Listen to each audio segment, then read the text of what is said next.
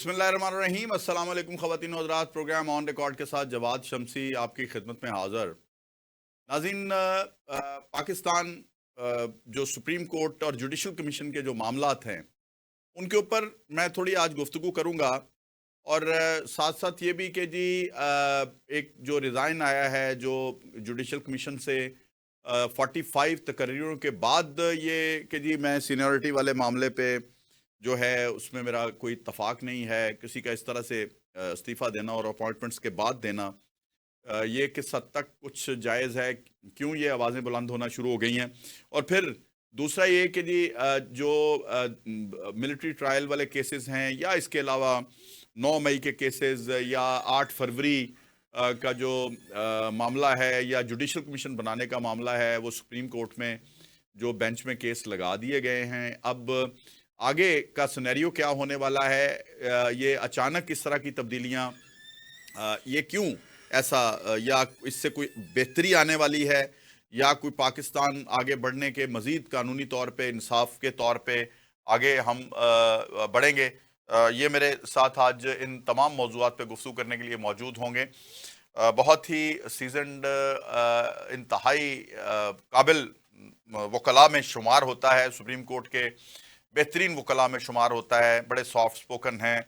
मुबीन काजी साहब मेरे साथ इस वक्त मौजूद हैं, वेलकम करते हैं प्रोग्राम में। अस्सलाम वालेकुम काजी साहब।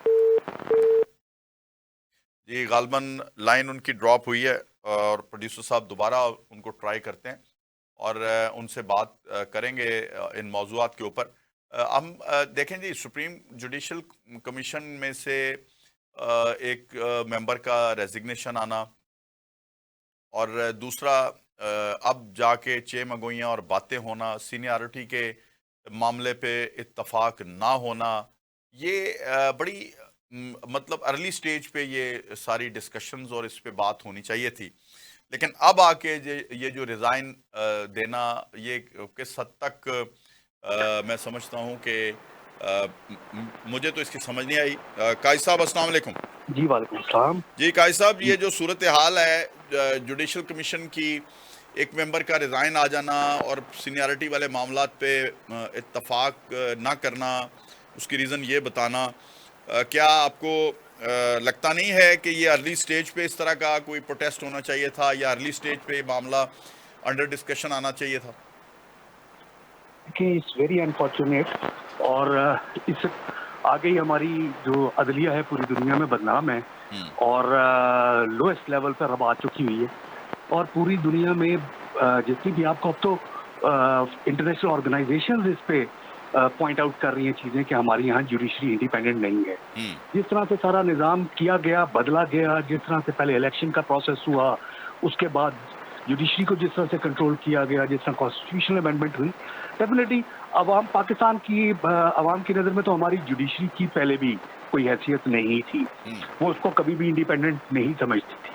लेकिन चलो पाकिस्तान से बाहर जो है फिर कुछ थोड़ा सा भरम था, अब वो भी खत्म हो गया है। पूरी दुनिया में आपके जो है डिफरेंट पार्लियामेंट्स में और उनके पार्लियामेंटेरियंस पॉइंट आउट कर रहे हैं और इंटरनेशनल ऑर्गेनाइजेशंस इस चीज़ को पॉइंट आउट कर रही हैं कि यहाँ पे जुडिशरी इंडिपेंडेंट नहीं है, उसको टोटल कंट्रोल कर लिया गया है। तो ऐसी मौके पे डेफिनेटली जब अगर आप इजलास के अंदर कन्विंस करने की कोशिश करते हैं, बाकी सबको कायल करने की कोशिश करते हैं, रीजनिंग देने की कोशिश करते हैं कि सेंस शुड प्रिवेल और अपने आप को मजीद तमस्खर ना उड़वाएं अपना।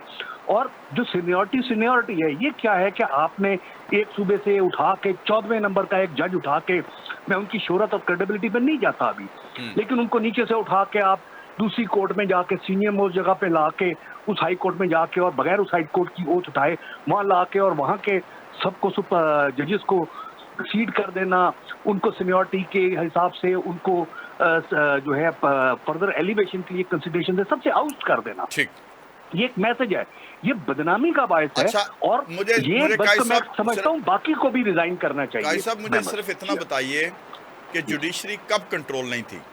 तब बिल्कुल, कंट्रोल नहीं थी जब हाँ, साकिब निसार थे, तब बिल्कुल कंट्रोल नहीं बिल्कुल थी जब अता बंदयाल थे, या तब कंट्रोल नहीं थी आसिफ सईद खोसा साहब थे जब? शमशी साहब, आप मुझे यही जो सवाल मैं आपसे पूछ देता हूँ, क्या आप चाहते हैं आइंदा भी इंडिपेंडेंट ना हो, कंट्रोल रहे? मुझे इस बात का जवाब दे दीजिए। क्या यही कुछ चलता रहे? जवाब दे दीजिए। क्या इस्लाह नहीं होनी चाहिए? क्या इसे आजाद करने के लिए कोई कोशिश नहीं होनी चाहिए? कोई पहले कतरे की इब्तिदाई नहीं होनी चाहिए? कम से कम कोई पहला कतरा बने। बिल्कुल ठीक या है। आप चाहते हैं कि ये ना हो? बिल्कुल ठीक तो है। वो आप कंडेम कर रहे हैं ना, आप जो पिछले तीनों को दौर में पॉइंट आउट कर रहे हैं, आप उनको क्रिटिसाइज कर रहे हैं ना, ये सटायर है ना, आप उनको अप्रिशिएट तो नहीं कर रहे, तारीफ तो नहीं कर रहे ना। तो उसको जो चीज काबिल तारीफ नहीं है, जो मिसाल, उसको आप मिसाल के तौर पे कंटिन्यू भी तो जारी भी तो नहीं रख सकते। तो ऐसी चीज पे मेरा ख्याल अभी भी अकल कर लेनी चाहिए हमारे जो मुक्तदर हल्के हैं कि पाकिस्तान को मजाक ना उड़वाएं।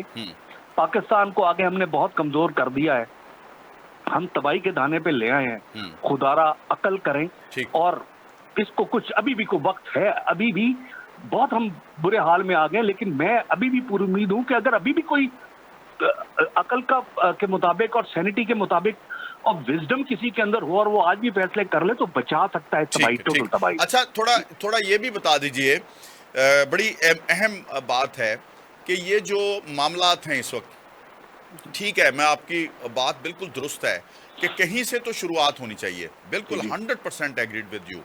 और अगर पिछलों ने बुरा किया था आगे फ्यूचर में तो कम से कम उससे सबक सीख लिया जाए। लेकिन मुझे बताएं कि ये जो हमारे खान साहब हैं, जो अभी अंडर ट्रायल हैं, मुख्तलिफ मुकदमात में सज़ाएँ भी हो चुकी हैं, बेशक मुझे हैरानगी इस बात पे है कि वो खुद शख्सियात को मुतनाज़ा बनाते हैं। जस्टिस मंसूर अली शाह इंतहाई क्रेडिबल जज हैं सुप्रीम कोर्ट के, इसमें कोई शक नहीं है।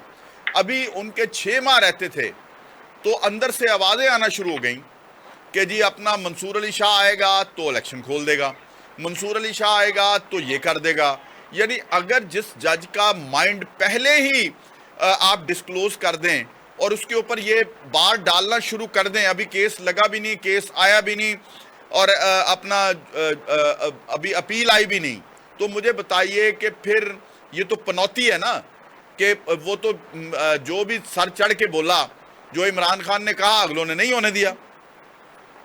देखिए, ये भी बात आपकी इस हद तक तो दुरुस्त है कि हमें किसी को भी, ये इसलिए मैं कह रहा हूं कि आपकी बात दुरुस्त है कि हमें किसी से भी इतनी उम्मीद नहीं रखनी चाहिए। बिल्कुल, क्योंकि हमने तारीख में, पाकिस्तान की तारीख में देखा है कि आपने जिससे उम्मीदें लगाई ना, उसने आखिर में जिस दिन उसको इख्तिदार मिल गया ना, उसने सबसे ज्यादा लेट डाउन किया कौम को। और जिस तरह इफ्तिखार चौधरी सबको लेट डाउन किया। मैं कहता हूँ इफ्तिखार चौधरी साहब का तो दौर आप उठा के देख ले तो अभी तक जितने वाले दौरों में से ना उससे ज्यादा बेहतर है कि उसने कम से कम अपनी जुडिशरी इंडिपेंडेंट रखी, उनके वो वाले फैसले आज तक बोलते हैं। हमें तो आजकल ये सिचुएशन है, हम प्रैक्टिस करते हैं भाई, हमारे लिए बड़ी प्रॉब्लम बन गई है कि जहां गवर्नमेंट के खिलाफ हम कोई केस करते हैं कि गवर्नमेंट का नेकेड अब्यूज ऑफ अथॉरिटी किसी जगह पे नजर आ रहा है, लेकिन हम कोर्ट्स में लेके जाते हैं, जजेस उसको स्टे देने की जरूरत नहीं करते, हेजिटेट कर रहे हैं कि आपने जजों को इतना खौफजदा कर दिया है कि जिन केसेस में हम रूटीन में जाके सिर्फ वो एक डॉक्यूमेंट या एक ऑर्डर दिखाते थे, वो वर्डिंग दिखाते थे और कहते थे कांट बी हैव बीन, इस बंदे को सुना नहीं गया, ये बजाहिर ये देख ले, ये लॉ ये कहता है, प्रोविजन ये है, ये इसकी वायलेशन हो गई है, हमें राइट पे जाके स्टे मिल जाता था, कार्रवाई रोक दी जाती थी ताकि पहले फैसला हो जाए। अगर ये ना हो कि कल फैसला हक में हो और हक में होने के बाद खुदा ना खासा कोई ऐसी चीज होगी तो नुकसान ना हो, तो वहां पे रोक दिया जाता था। लेकिन आज ये सिचुएशन है कि इतनी जरूरत नहीं जजेस हजरात कर रहे कि वो लटका देते हैं, रोकते हैं, अच्छा हम ये देखते हैं, अभी जवाब मांग लेते हैं। मीन टाइम में वो जिस शख्स के रिलीफ के लिए आते हैं उसका बेड़ा गर्क हो जाता है, उसकी प्रॉपर्टी खत्म हो जाती है, उसका तमाम हकूक खत्म हो जाते हैं जो उसको बाद में कोर्टें बहाल भी नहीं कर सकती, और उसके बाद बड़े आराम से फिर ये कह के जान छुड़ा ली जाती है कि अब तो ये नई डेवलपमेंट हो गई तो आप दोबारा कर लें केस। सही, ठीक है, तो ये हैसियत अच्छा, हो गई है। एक तरफ इतने खौफजदा हो गए हैं ये सर, ये खौफ है, ठीक है उनमें। अच्छा, एक तरफ डर रहे हैं कि अगर हमने हुकूमत के खिलाफ किया कोई फैसला तो ये ना हो कि हमें यहाँ से उठा के किसी दूसरे सूबे के अंदर भेज दिया जाए और उस सूबे से उठा के हमें कहीं और करके हमें दर बदर कर दिया जाए, क्योंकि अब उनको पता लग गया कि हम एग्जीक्यूटिव के कंट्रोल में हैं, जुडिशरी इंडिपेंडेंट नहीं रही। अब सिचुएशन ये आ गई है कि आए दिन अब देखें कि जी सरकारी इदारे जो थे वो जवाबदेह हुआ करते थे जजेस के सामने, मैंने जो देखा है, और जब जजेस को एक पेशी होती थी, दूसरी पेशी होती थी, तीसरी पेशी पे जो ही हेजिटेशन या कोई इस तरह का रवैया रखा जाता था ब्लैकमेलिंग का किसी इदारे की तरफ से, जैसे नादरा है, बहुत सारे ऐसे मामलात हैं या किसी पुलिस वाले की पुलिस रिपोर्ट आनी है, तो जज साहब उसको पनिश करते थे, उसकी सरजनिश करते थे। अब वो वाला रवैया भी जो है अब खत्म हो गया है। खत्म हो गया। कोई आता है तो अपनी मर्जी से आता है, नहीं आता तो फबेहा, और जरूरत नहीं करते। अब आप भाईजान इस चीज को इस एंगल से देखिए जैन साहब, शमसी साहब, कि कल आपके साथ, मेरे साथ, हमारे अहले खाना के साथ कोई एक्सेस हो, तो हम जब उस अदालत में खड़े होंगे तो हम उस जुल्म करने वाले के खिलाफ कुछ भी नहीं रिलीफ ले सकेंगे, क्योंकि जज साहब अपनी फैमिली बचाएंगे, अपनी जान इज्जत आबरू बचाएंगे, कि वो आवाम की इज्जत आबरू जान बचाएंगे। आपने तो उनको इतना खौफजदा कर दिया। ठीक है। अच्छा, आपने जो 5 जजेस 6 जजेस ने इस्लामाबाद में किया था, उसके वो इतनी बड़ी जरूरत की थी। पाकिस्तान में एक तारीखी चीज थी कि किसने खड़े होकर बताया था कि जिन हमारे साथ ये हो रहा है, लेकिन उसके बाद आपने उनके साथ वो हशर किया कि आपने पूरी, जिस तरह काजी फायद ईसा साहब ने चीफ जस्टिस होते हुए उनको जिस तरह उल्टा डिस्करेज किया, ठीक है, और उसके बाद वो आज तक देख लें मौजूदा नए चीफ जस्टिस साहब ने भी आके क्या किया उनके साथ, कुछ नहीं किया उस दरखास्त का, उस मैटर का आज तक उसको डिसाइड नहीं किया गया, बल्कि उन जजेस के साथ क्या किया गया कि मीन टाइम लेके अमेंडमेंट करके दूसरे जजेस दूसरे सूबों से लाके बैठा के उनको बिल्कुल कॉर्नर कर दिया। तो ये आप फिक्र ना करें। अभी आप साथी हजरात जो हैं, अभी आप पीका के तहत जो कुछ आपके साथ होगा, ठीक है, वो भुगतेंगे पहले आप उसके बाद जब आप अदालतों में जाएंगे उधर से भी कुछ नहीं। पहले तो कोई जजेस थे ना जो जुर्रत कर लेते थे, अब नहीं आपको रिलीफ अच्छा, अब सिर्फ ये मुझे बता दें कि जुडिशरी को यहाँ तक लाने में, आप देखें भुट्टो का फैसला देख लें, उसके बाद नवाज शरीफ का फैसला देख लें, उसके बाद आप बाजवा साहब अपना इकरार कर रहे हैं कि मैंने सादक और अमीन दिलवाया साकिब निसार के मिल के, और उसका फ़ायदा उठाया इमरान खान साहब ने। मुझे बताएं कि ये पॉलिटिशियंस लाए हैं या इसको कोई और लाया है जुडिशरी को इस स्टेज के ऊपर, कि जुडिशरी अब जो है उसको पता ही नहीं चल रहा कि करना क्या है। नहीं शफी साहब, ये सवाल करने की जरूरत है। आपने तो खुद ही उसका जवाब दिया ना। आपने जनरल बाजवा साहब की बात की ना कि उन्होंने कराया, तो फिर यही वो तो मान रहे, जो मान रहे हैं उनको आप कह नहीं रहे कि वो जिम्मेदार है उसके, और आप कह रहे हैं कि किसने किया, क्या सियासतदानों किया। सियासतदानों की औकात क्या है आपके सामने नजर आ रही है ना, कि वो कहता है कि जी मैंने ये फैसला कराया था, वो ये कहता है हमने ये सोचा था मैंने कि ये दुरुस्त नहीं है, फलाना शख्स दुरुस्त है, मैं उसको लाऊंगा, उसको हटाऊंगा, इसको लाऊंगा। तो भाई जिम्मेदार तो देख लेना कि कौन है। अच्छा सर, मैं जो इस एंगल से भी जरा देखें, आपको सियासतदान इस हद तक जिम्मेदार नहीं नजर आते कि ये आलाकार बनते हैं? एक वक्त में इमरान खान आलाकार था। देखें, जो आलाकार बना है वो भुगता भी है। यही सबको सोचना चाहिए कि भाई अगर आप उस चीज को कंडेम नहीं कर सकते तो फिर कम से कम इतनी तो जुर्रत रखें कि आप आलाकार ना बने। ठीक है, जब आप आलाकार बनेंगे ना तो फिर बेकार हो जाएंगे। फिर वो आला जिस वक्त चाहेंगे वो जिस तरह इस्तेमाल करेंगे, उसके बाद बेकार समझ के जिस तरह फेंकेंगे। वो देखेंगे तारीख में क्या हुआ, जो आलाकार बना पाकिस्तान की तारीख में, वो उसके साथ हशर किया हुआ।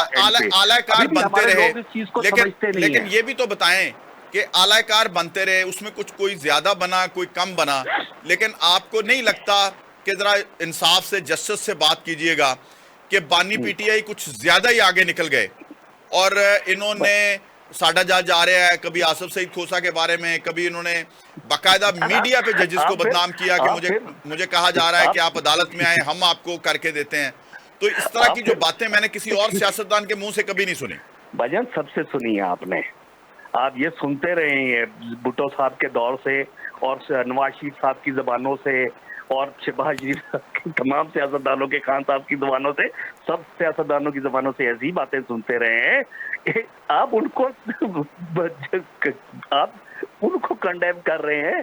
आप ये चीज देखें कि उनके हाथ में कुछ है, जो पपेट के तौर पे रहेगा वो बाद में पपेट की तरह ही इस्तेमाल होगा और डिस्पोज होगा। तो फिर ना करें हुकूमत ना करें। तो देखें ना, आप उस चीज को कंडेम करें जो जिम्मेदार है उसका। अगर नहीं, मेरे नजदीक तो देखें जी, मेरे नजदीक मैं सर, मेरे नजदीक मैं इस प्रोग्राम का एंकर हूं ना, ठीक है, तो मेरी रिस्पॉन्सिबिलिटी जो है वो चेयरमैन तो नहीं ले सकता, मुझे तो उसने बिठा दिया है। अब मुझे सिर्फ इतना बताइए कि एक वजीर आजम है, अगर उसका इख्तियार है आइन और कानून के मुताबिक और वो उसको एक्सरसाइज नहीं करता और वो किसी और के कहने पे काम करता है तो फिर जिम्मेदार तो वजीर आजम हुआ ना। नहीं भाईजान सुने, आपका जो मीडिया का हेड है ना आपका, ठीक है, उसने अभी आपको इजाजत दी हुई है कि आप अपनी मर्जी से चल लें, ठीक है ना, इसलिए आप कर रहे हैं।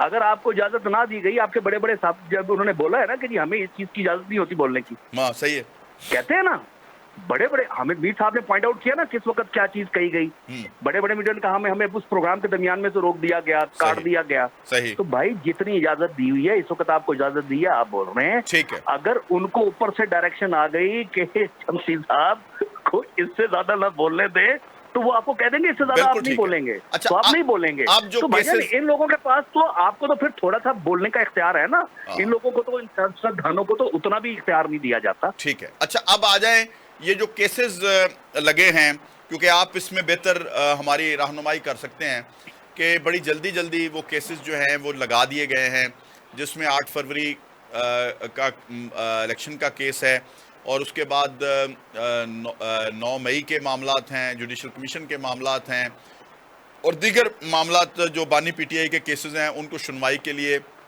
जो है एक्सरसाइज करने के लिए डेट्स दे दी गई हैं।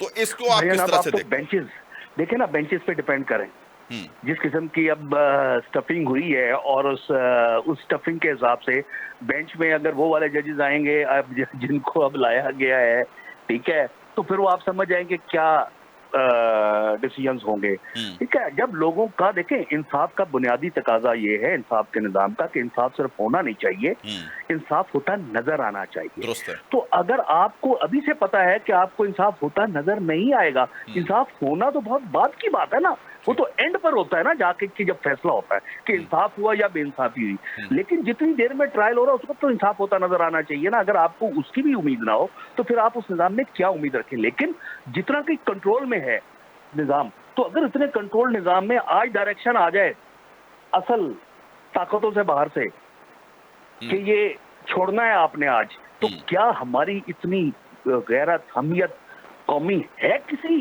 के अंदर कि वो ना कर सके? आज तक कोई जुर्रत कर सका है ना करने की? जब ऊपर से कहा गया कि जी भेज दें, ठीक है, जब ऊपर से कहा गया बाथरूम के अंदर खड़े होके, अब आ गया ना कि जी चीफ जस्टिस साहब को बाथरूम में कहा गया था अमेरिकन प्रेसिडेंट की तरफ से, खड़े होके जी नवाज शरीफ साहब को सजाए मौत नहीं, ठीक है। तो भाईजान वो उन्होंने बड़ी बात थी कि बाथरूम में जाके भी कह दिया, वरना तो सिर्फ एक मैसेज आता है, उनके वॉइस यहाँ पर बैठे हैं, वो आके एक मैसेज देता है। कौन खड़ेगा मुझे बताएं? अगर आज ऊपर से आप ये मैसेज बाहर से आ गया कि जी छोड़ें, तो बताएं किस में इतनी कौमी जुर्रत हमियत है कि कोई खड़ा हो सकेगा कहेगा जी मैं नहीं करता, मैं अपने कौम के, मैं निजाम के तहत जाने दूंगा कि इंसाफ का जो हमारा आइन और निजाम है उसके तहत अदालत में इंडिपेंडेंट छोड़ रहा हूँ अदालतों को, कोई इंसाफ के मुताबिक फैसला। अच्छा सर, इतनी भी जरूरत नहीं करेंगे भाईजान, कहेंगे हम रिलीज करा के सर अभी कंप्लाइंस करते हैं, अभी करा के बताते हैं आपको सर हमने ये कर दिया अमल का। ठीक, तो भाईजान हमारा निजाम ये है, ठीक है, हम इस निजाम में किस बेहतरी की वो करते हैं। अच्छा, ये तो अल्लाह ही कर सकता है कि हदायत दे दे भाई, जो मुक्तदर है वो अल्लाह तो एक दिन में एक लम्हे में दिल फेर सकता है ना। ठीक है, अच्छा, एक लम्हे में दिल फेर दे, हम यही दुआ कर सकते हैं कि दिल फेर दे, मिलिट्री ट्रायल केस में सब कुछ ठीक हो जाना है। अच्छा, मिलिट्री ट्रायल केस में बानी पीटीआई के वकील के दलाइल मुकम्मल हो चुके हैं, अब आगे का क्या प्रोसीजर होगा? फैसला आएगा या मजीद इसमें अभी आर्गुमेंट्स होंगे? देखिए अभी तो अगर जजमेंट रिजर्व ये बताते हैं कि जब आर्गुमेंट्स अगर तो सबके कंप्लीट हो गए, मुझे क्योंकि अभी पता नहीं, मैंने बाहर था मैंने देखा नहीं। फिलहाल बानी पीटीआई के वकील के दलाइल मुकम्मल हुए। हाँ, अगर उनके दलाइल मुकम्मल तो फिर वो पिटिशनर साइड से थे ना इस चीज को चैलेंज करने वाले, तो अभी तो दूसरी साइड से आर्गुमेंट्स होंगे पर। और मेरे ख्याल शायद कोर्ट ने कोई माइकस भी नहीं इसमें अपॉइंट किए हुए थे कि जी उनको कोर्ट की हेल्प के लिए।